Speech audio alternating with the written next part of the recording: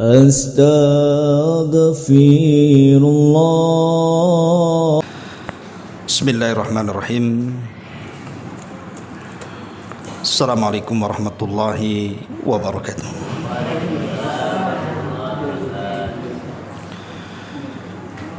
Alhamdulillah wassalatu wassalamu ala Rasulillah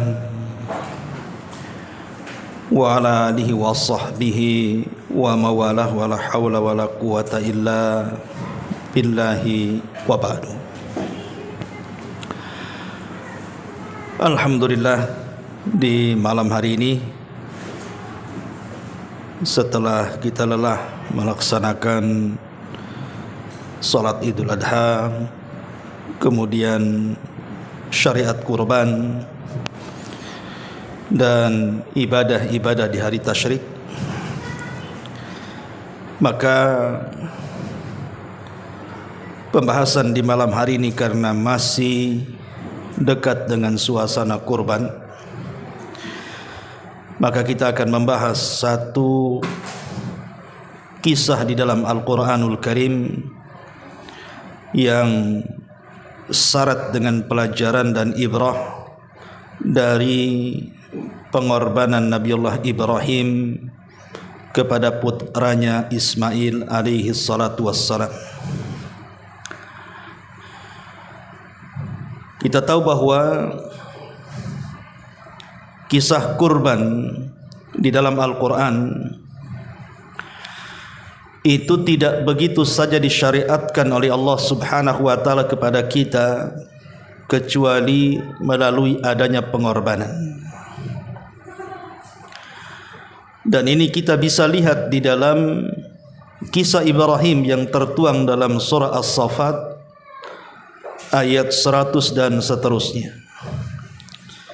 Di sini Allah Subhanahu wa ta'ala menggambarkan bagaimana Ibrahim berkurban, di mana kurban ini menjadi pengorbanan yang harus kita ambil ibrah dan pelajaran pada kehidupan kita. Baik, untuk tidak memperpanjang muqaddimah, kita akan menukilkan beberapa ayat dalam surah As-Saffat dimulai dari ayat 100 sampai kisah ini selesai. Di dalam Al-Quranul Karim, Nabiullah Ibrahim alaihi salatu wassalam berdoa kepada Allah, Rabbi habli minas salihin. Ya Rabb, anugerahkan kepadaku seorang anak yang saleh. Saya kira setiap ayah menginginkan putra-putrinya menjadi anak-anak yang saleh dan salehah. Begitulah Nabi Ibrahim mengajarkan kepada kita agar kita berdoa kepada Allah Subhanahu wa ta'ala agar anak-anak kita ini menjadi anak-anak yang saleh dan salehah. Karena dengan saleh dan salehah itulah mereka akan menjadi penyejuk mata-mata kita. Karena betapa banyak orang tua yang tersakiti dengan anak-anak yang tidak saleh, dengan putri-putri yang tidak saleh. Bahkan sebagian orang tua ada yang ingin anaknya mati karena durhakanya mereka kepada orang tua. Bahkan ada perkataan mereka kita dengar ketika melihat anaknya durhaka dan mengatakan, nak, kalau tahu engkau akan durhaka seperti ini, sudah kucekik kau sejak bayi supaya kau tak hidup selama ini. Itu saking jengkelnya orang tua. Bahkan ada yang menaruh dendam kepada anaknya. Makanya Nabi Ibrahim alaihi salatu wassalam meminta kepada Allah agar dianugerahi putra yang saleh. Dan Allah Subhanahu wa ta'ala kabulkan. Makanya ayat selanjutnya Allah mengatakan, fabasyarnahu bighulamin halim. Maka kami habar gembirakan kepada Ibrahim akan kelahiran seorang anak yang kelak anak itu menjadi anak yang penyabar, anak yang memiliki akhlak yang baik. Kenapa di sini Allah Subhanahu wa taala pilih kalimat sabar? di antara ciri anak-anak yang saleh, karena kedudukan sabar itu dalam badan ibarat kepala. Tanpa kepala badan tidak akan hidup. Kalau dalam kehidupan kita tidak sabar, sama dengan mayat berjalan. Karena sabar itulah yang menentukan kesuksesan. Dan itulah poros daripada akhlak mulia adalah kesabaran. Sejengkel apapun anak kepada orang tua, boleh jadi orang tua itu tidak mendidiknya, atau boleh jadi orang tua itu membuangnya, meletakkan di panti asuhan, atau membuangnya entah di mana kemudian diambil orang.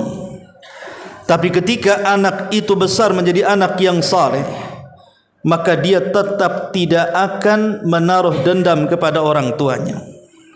Kenapa demikian?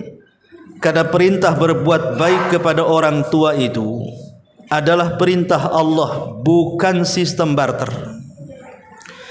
Bukan kalau orang tua baik sama saya akan baik sama orang tua.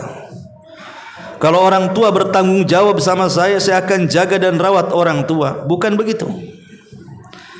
Tapi perintah berbuat baik anak kepada orang tua itu adalah karena perintah Allah. Sekalipun orang tuanya jahat, tetap saya harus berbuat baik.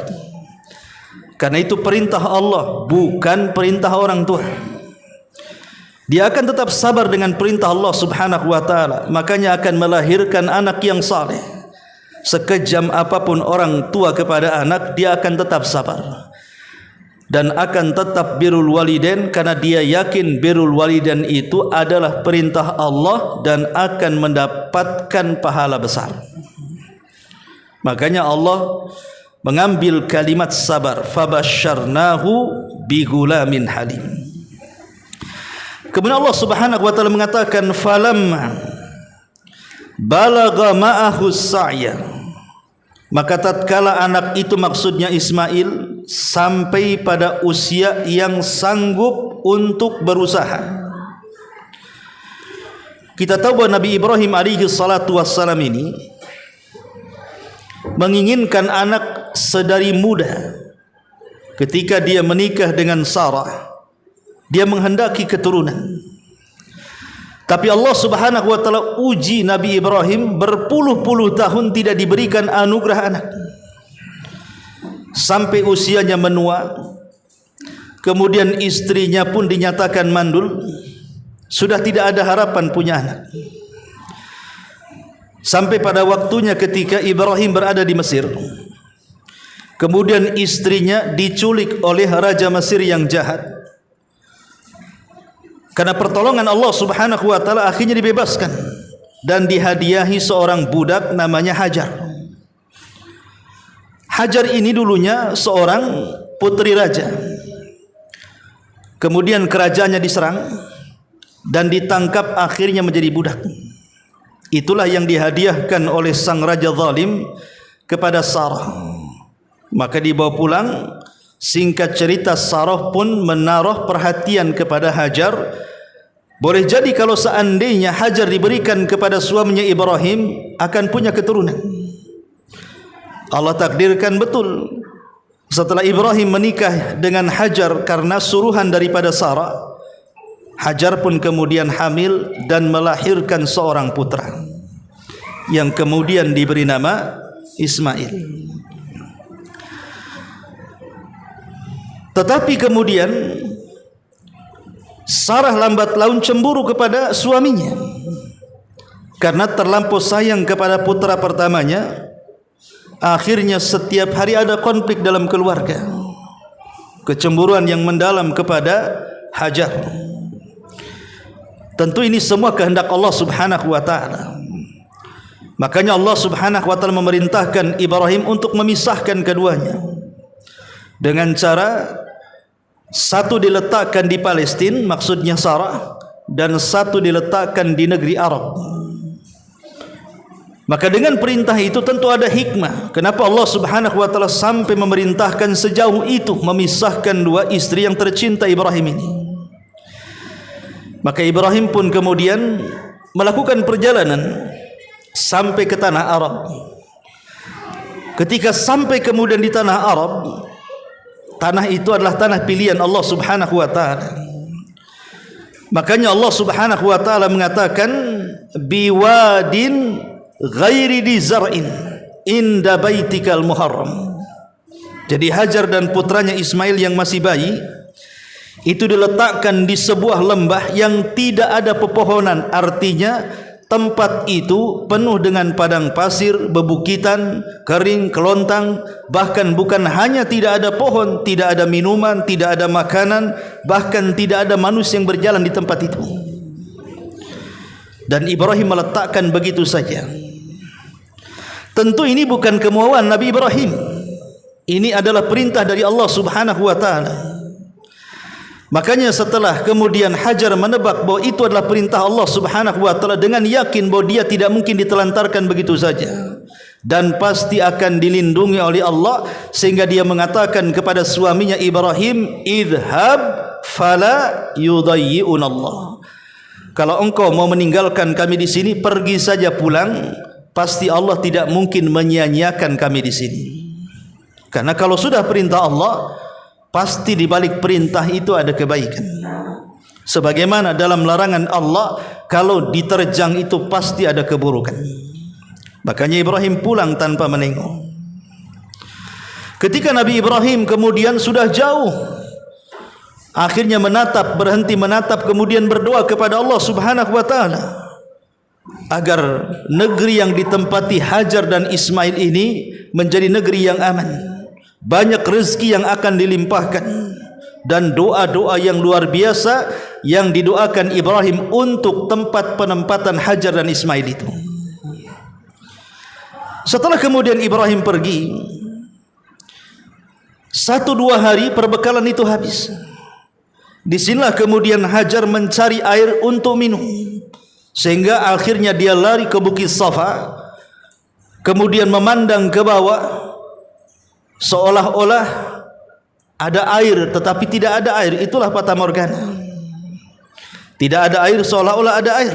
Maka dia lari ke bawah, rupanya tidak mendapatkan air. Naik lagi ke Bukit Marwah sampai 7 kali putaran. Makanya kemudian menjadi syariat sa'i di dalam manasik haji dan umrah.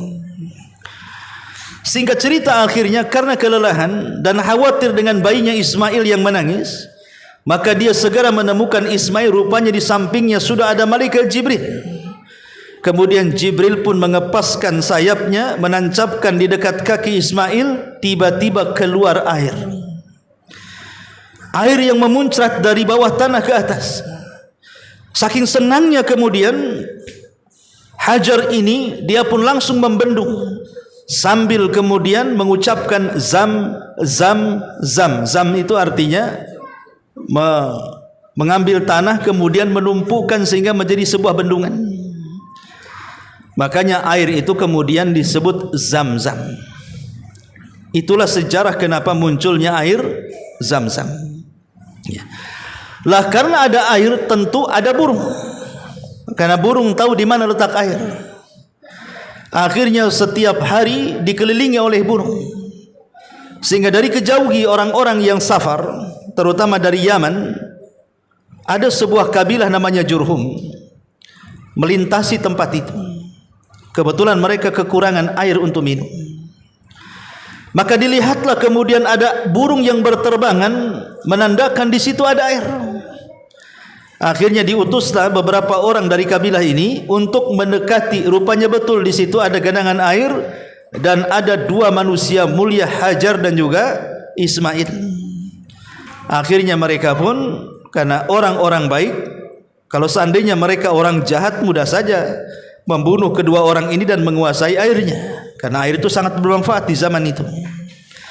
Tapi karena mereka orang-orang beradab, orang-orang berakhlak, sekalipun mereka orang-orang Badui, akhirnya mereka pun ingin meminta dengan sopan dan membagi makanan kepada kedua manusia mulia ini. Terjadilah barter minuman dan makanan. Sejak itulah Hajar tidak lagi kelaparan dan putranya.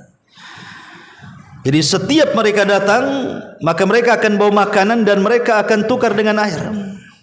Saking seringnya seperti itu, maka suku Jurhum ini meminta izin kepada Hajar untuk berkemah di sekitarnya. Lambat laun akhirnya semakin banyak, maka jadilah perkampungan yang disebut dengan kabilah Jurhum. Lah kabilah Jurhum ini berasal dari Yaman. Bahasa mereka bahasa Arab. Ismail ini bukan orang Arab, orang Palestina. Tapi karena bergaul anak-anaknya setelah remaja, bergaul dengan anak-anak orang Arab, kecerdasan Ismail dalam berbahasa Arab menandingi anak-anak orang Arab itu sendiri. Makanya Ismail disebut Musta'arab. Dia bukan orang Arab, tapi karena fasih berbahasa Arab, maka dia dianggap Arab. Makanya para ulama mengatakan orang dianggap Arab itu bukan karena penampilan, bukan karena hidungnya mancung, orangnya tinggi, ganteng gitu ya. Tapi kalau yang keluar bahasa Jawa, maka dia bukan orang Arab, itu orang Jawa namanya. Kan banyak orang Arab yang lahir di Jawa, setelah besar satu Arab pun tak bunyi keluar, yang keluar bahasa Jawa. Maka itu bukan Arab, walaupun turunan Arab, kita katakan Anda orang Jawa. Atau mungkin dia lahir di Palembang, tak pandai bahasa Arab, bahasa Palembang dia pandai, berarti Anda bukan orang Arab, Anda orang Palembang. Kalau dia pandai bahasa Padang, Anda orang Padang ya. Tapi kalau seandainya wajahnya tidak ke Arab-Araban, peseknya ya belesek gitu ya, paling pesek sedunia, sipitnya kayak Cina, tetapi bahasa Arabnya mengalir dari lisannya, maka Anda orang Arab, walaupun bukan asli keturunan Arab. Karena Nabi Ismail disebut Musta'arab, orang Arab tapi bukan orang Arab karena pasti berbahasa Arab. Ma'asyiral muslimin wal muslimat rahimakumullah. Lah ketika Ismail di usia 14 sampai 15 tahun, disinilah cerita dimulai. Makanya Allah mengatakan falamma balagha ma'ahu sa'ya. Ketika Ismail sudah sampai kepada usia sa'ya, sa'ya itu usia di mana anak itu sudah bisa membantu orang tuanya, sudah bisa diajak berdialog, bertukar fikiran, membantu orang tuanya. Artinya tenaganya sudah muncul, pikirannya sudah ada. Dan itu anak kebanggaan. Kalau kita punya anak usia 15 tahun umpamanya, dia sudah hafal Quran, bisa berbahasa Arab, kemudian baik sama orang tua, kita kan bangga. Usia remaja tapi sudah membanggakan orang tua. Itulah Ismail, usia-usia membanggakan orang tuanya. Di sini kemudian Ibrahim alaihi salatu wassalam kemudian ingin mengunjungi putranya dan juga istrinya Hajar. Berangkatlah dari Palestina setelah 15 tahun menuju tanah Arab, dan tanah itu sudah ramai dengan suku Jurhum. Setelah berjumpa dengan putranya, kemudian ngobrol, sedang bersenang-senang 15 tahun tidak jumpa, secara otomatis kerinduan Ibrahim luar biasa kepada putranya, apalagi tidak punya anak laki-laki kala itu kecuali Ismail, belum ada keturunan yang lain. Makanya kecintaan Ibrahim luar biasa. Lah Nabi Ibrahim alaihi salatu wassalam itu kan dikenal sebagai Khalilur Rahman. Dia kekasih Allah Subhanahu wa taala. Jadi dari 25 nabi dan rasul, yang dapat gelar Khalilur Rahman itu cuma 2. Pertama Nabi kita Muhammad sallallahu alaihi wasallam, dan yang kedua Nabi Ibrahim alaihi salatu wasallam. Dua-duanya disebut Khalilur Rahman, kekasih Allah Subhanahu wa taala. Makanya Rasul mengatakan kepada Abu Bakar Siddiq radhiyallahu anhu dan mengatakan, seandainya Allah menyuruh aku untuk mengambil kekasih, tentu Abu Bakarlah orangnya. Tapi Allah sudah menjadikan aku kekasihnya, sehingga kecintaanku hanya kepada Allah Azza wa Jalla. Begitu juga Ibrahim alaihi salatu wassalam. Dia adalah kekasih Allah Subhanahu wa taala, sehingga tidak boleh membagi kecintaan kepada siapapun kecuali kepada Allah Azza wa Jalla. Lah ketika dia punya anak, mulai ada benih-benih kecintaan kepada putranya. Secara otomatis seorang kekasih tidak boleh menduakan cinta. Namanya kekasih itu harus membulatkan cinta. Kalau sudah ada benih-benih kemudian mencintai yang lainnya, berarti bisa pudar kekasihnya. Makanya Allah menguji Ibrahim, apakah dia masih penuh full mencintai Allah, ataukah di hatinya ada yang lain yang dicintainya. Dari sinilah Allah menguji Ibrahim dengan cara mengorbankan Ismail. Makanya Allah Subhanahu wa taala mengatakan, qala ya bunayya inni ara fil manami anni adbahuka fanzur madza tara. Wahai anakku, kata Ibrahim, semalam ayahmu bermimpi aku menyembelih dirimu, maka macam mana pendapatmu? Ini ujian berat, karena kita tahu bahwa mimpi para nabi itu adalah wahyu. Kalau seorang nabi bermimpi dan dalam mimpi itu ada perintah, berarti perintah dalam mimpi itu adalah wahyu. Karena wahyu itu turun kepada para nabi salah satunya melalui mimpi. Makanya Nabi Ibrahim alaihi salatu wasallam terperanjat. Kenapa harus memerintahkan menyembelih Ismail? Secara tidak langsung membunuh anaknya. Tapi begitulah ujian Allah Subhanahu wa taala, ingin lihat apakah Ibrahim ini sudah terbagi kecintanya kepada Allah dan putranya Ismail. Kalau itu terjadi berarti Ibrahim tidak akan sanggup menyembelih putranya. Tapi kalau dia tidak menyembelih putranya, berarti gelal Khalilur Rahman akan dicabut. Makanya kemudian dia pun mengatakan kepada Ismail, saya, kata Ibrahim, semalam bermimpi nak, ayahmu ini menyembelih dirimu. Macam mana pendapatmu? Sebenarnya kalimat ini tidak layak diucapkan. Kalimat bagaimana pendapatmu? Kenapa? Karena sifat perintah itu tidak boleh minta pandangan. Sifat perintah itu sami'na wa ata'na, mendengar, laksanakan. Itulah sifat perintah. Lihat di militer itu, kalau sudah jenderal mengatakan bunuh, bunuh, bantai, bantai, serang, serang, pukul, pukul, kan begitu modelnya. Itu sifat perintah. Di dalam makhluk saja seperti itu. Kalau sampai kemudian perintah jenderal tidak dilaksanakan, bisa dihukum dia. Maka Allah Subhanahu wa taala min babil aula. Tapi kenapa Ibrahim alaihi salatu wassalam meminta pendapat putranya? Bukankah perintah itu tidak boleh minta pendapat? Harusnya Ibrahim langsung ambil pisau gorok putranya. Tapi dia malah mengulur waktu dan mengatakan fanzur madza tara. Bagaimana pendapatmu? Ya. Ulama tafsir mengatakan Ibrahim ini bukan ingin minta pendapat, tapi Ibrahim juga ingin menguji putranya. Jadi Ibrahim ingin menguji putranya, apakah dia lulus dalam ujian atau tidak. Makanya dia meminta pendapat seperti itu untuk mengujinya.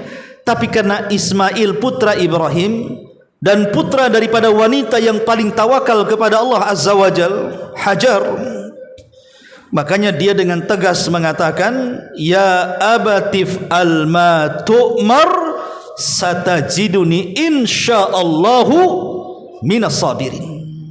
Dia mengatakan, wahai bapakku, laksanakan apa yang diperintahkan Allah. Subhanallah, lihat bahasa Quran. Ismail tidak mengatakan kepada ayahnya, ya abatif alma turid, wahai ayahku, lakukan apa yang kau mau. Tetapi Ismail mengatakan, if alma tu'mar, laksanakan apa yang diperintahkan. Artinya penyembelihan itu bukan kemauan ayahnya. Kalau kemauan ayahnya pasti bahasanya if alma turid, lakukan apa yang kau kehendaki. Tapi karena ini perintah Allah, bahasanya if alma tu'mar, lakukan yang diperintahkan. Berarti bukan kemauan bapaknya, tapi diperintahkan Allah di sini. Kemudian Allah mengatakan, satajiduni insyaallahu minas sabirin. Lakukan apa yang kau perintahkan. Lakukan apa yang Allah perintahkan, karena engkau akan mendapati diriku insyaallah, jika Allah berkehendak, aku ini termasuk anak yang sabar.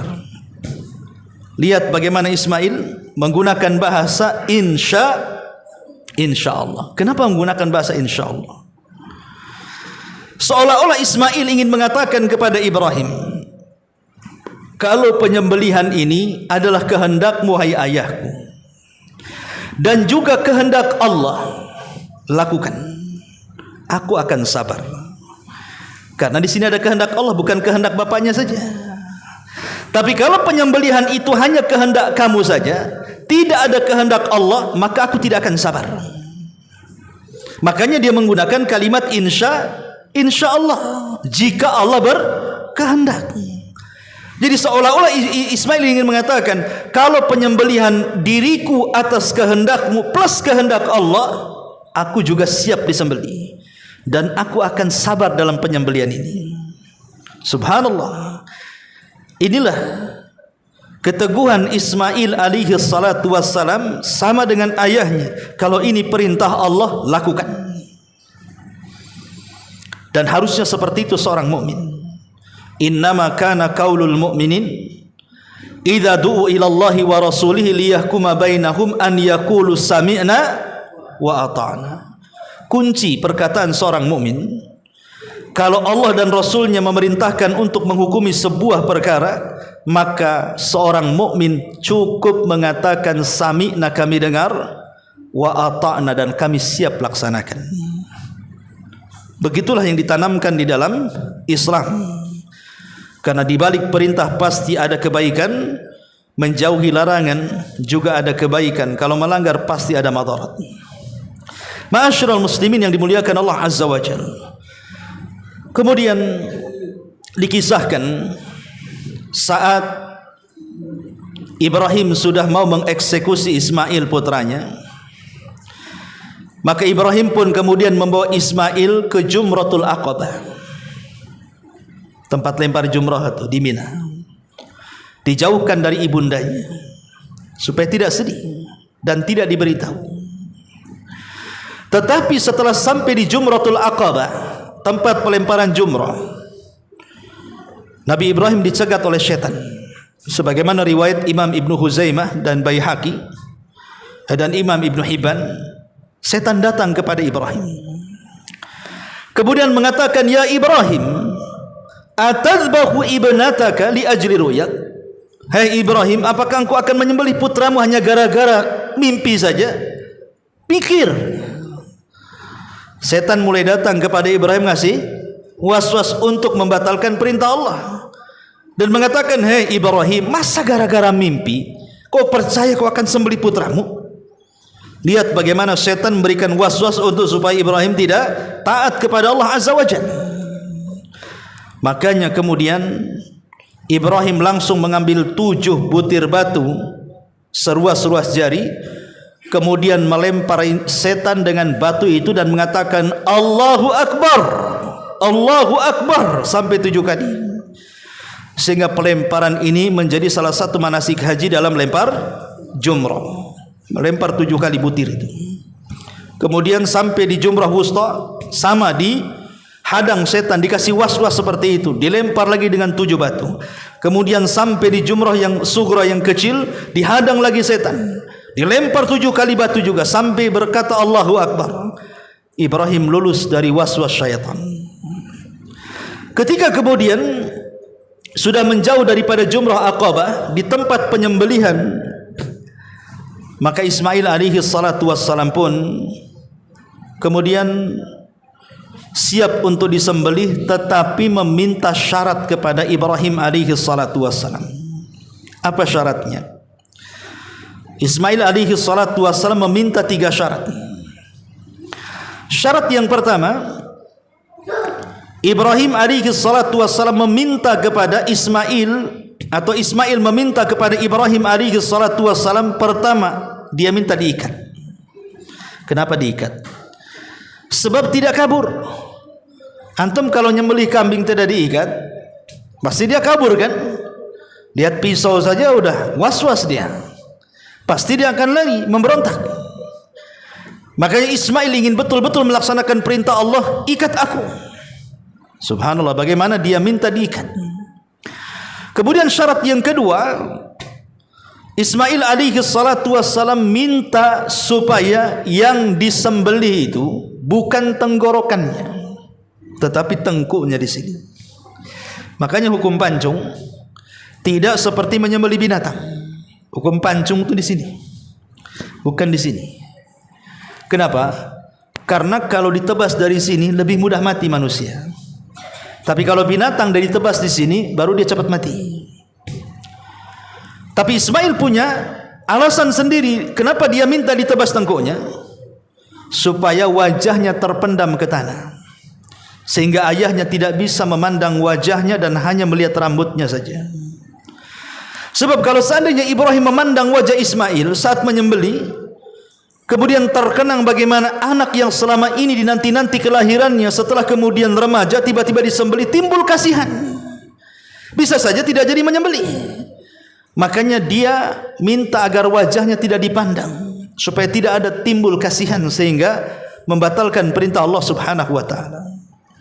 Kemudian yang ketiga, Ismail minta dijauhkan, disingsingkan pakaian ayahnya, supaya satu darah yang netes dari leher Ismail tidak mengenai pakaian ayahnya Ibrahim. Sebab kalau tampak oleh ibundanya Hajar bahwa itu darah anaknya Ismail, maka akan membuat merana dan sedih sepanjang masa. Itulah tiga syarat yang diminta Ismail untuk dilaksanakan oleh ayahandanya Ibrahim saat menyembelihnya. Maka Allah subhanahu wa ta'ala mengatakan, falamma aslama wa tallahu lil jabin. Maka ketika keduanya telah berserah diri, artinya dua-duanya siap melaksanakan perintah Allah, baik Ibrahim atau Ismail, maka Ibrahim membaringkan anaknya lantas pelipisnya. Dia baringkan anaknya, kemudian memendamkan pelipisnya ke tanah. Kemudian dia mengeluarkan pisau. Pisau ini sebagian riwayat walaupun dilemahkan, itu yang mengambil Ismail dari rumahnya, dan tali yang mengikatnya pun Ismail yang mengambilnya, padahal dia yang mau disembelih. Bagaimana itu? Persiapan untuk penyembelihan dirinya, tapi dia yang mempersiapkan segalanya. Menunjukkan apa? Menunjukkan kepasrahan Ismail kepada Allah Azza wa Jalla. Makanya kemudian Ibrahim alaihi salatu wassalam ketika betul-betul mengeluarkan pisau itu dan sudah ditajamkan, maka mulailah dia memperjalankan pisau itu di tengkuk Ismail. Subhanallah, terjadi mukjizat besar di sini. Pisau yang tajam itu berusaha untuk mengiris tengkuk Ismail, tapi tidak bisa. Kayak kita lihat ada pisau tumpul nyembeli leher sapi, tidak apa-apa lehernya, capek saja tangannya. Jadi pisau itu yang tadinya tajam dibuat tumpul. Siapa yang menumpulkannya? Allah subhanahu wa ta'ala. Ditumpulkan sehingga berkali-kali Ibrahim mengiris leher tengkuk Ismail, tidak bisa luka. Begitulah mukjizat Allah subhanahu wa ta'ala.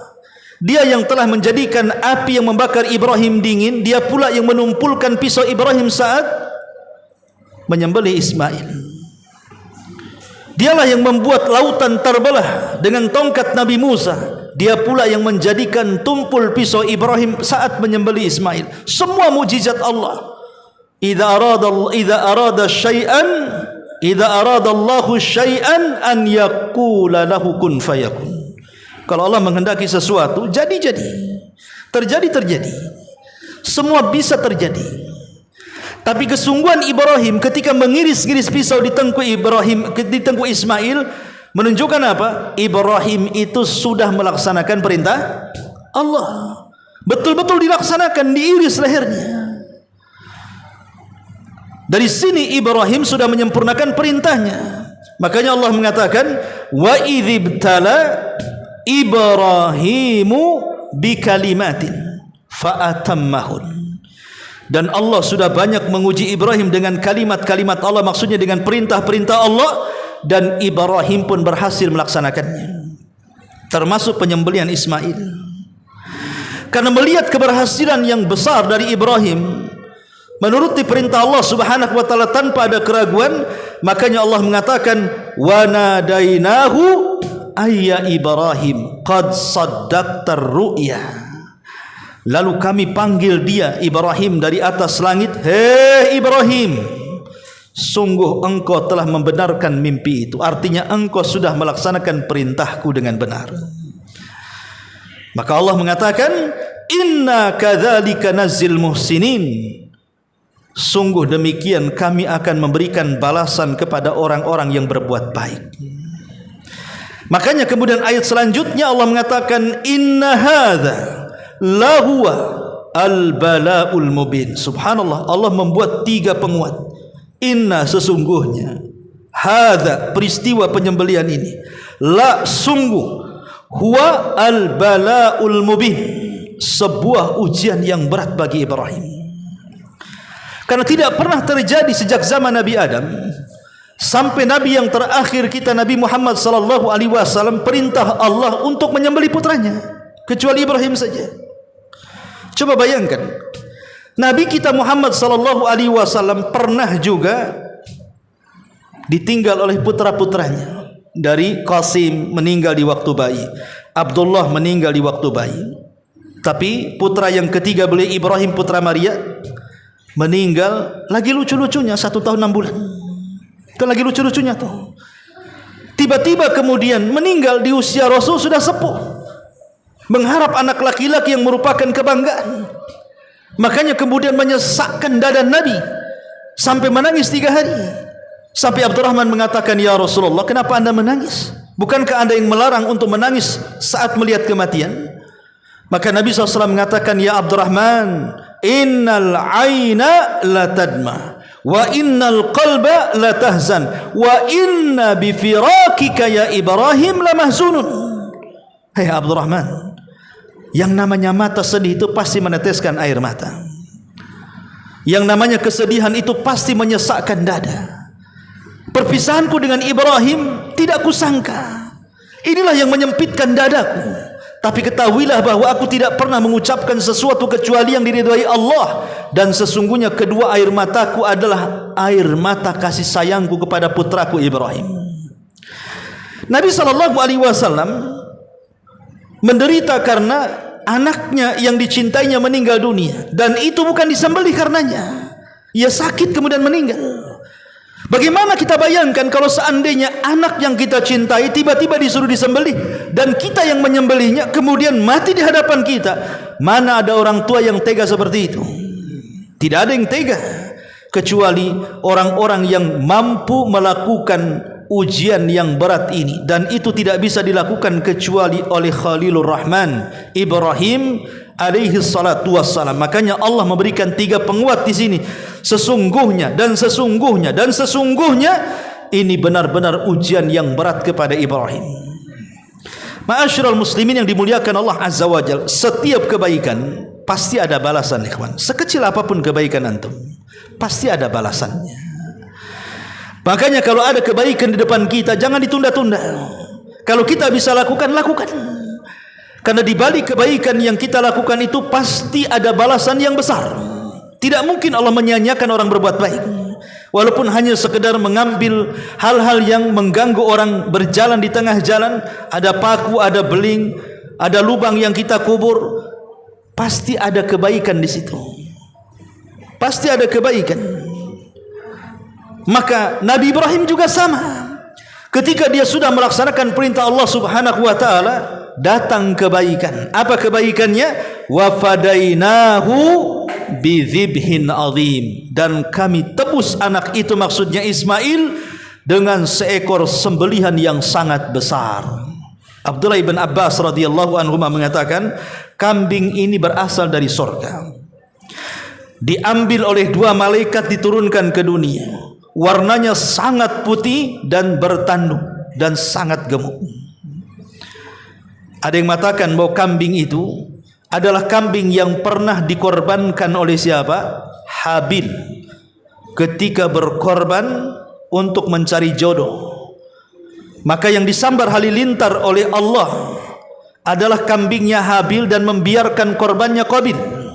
Kambing Habil inilah yang diangkat ke sorga kemudian diturunkan di masa Ibrahim, itulah sebagai pengganti dari penyembelihan Ismail. Maka dari sini Allah katakan wa fadainahu bidzibhin azim, dan kami tebus anak itu dengan seekor sembelihan yang sangat besar. Wa tarakna alaihi fil akhirin, dan kami abadikan kisah Ibrahim, pujian Ibrahim di kalangan orang-orang yang datang kemudian. Artinya kisah Ibrahim tidak akan lekang dimakan zaman. Sejak peristiwa itu sampai hari ini, bahkan sampai kiamat dibangkitkan, kisah ini akan terkenang dan diceritakan dari masa ke masa.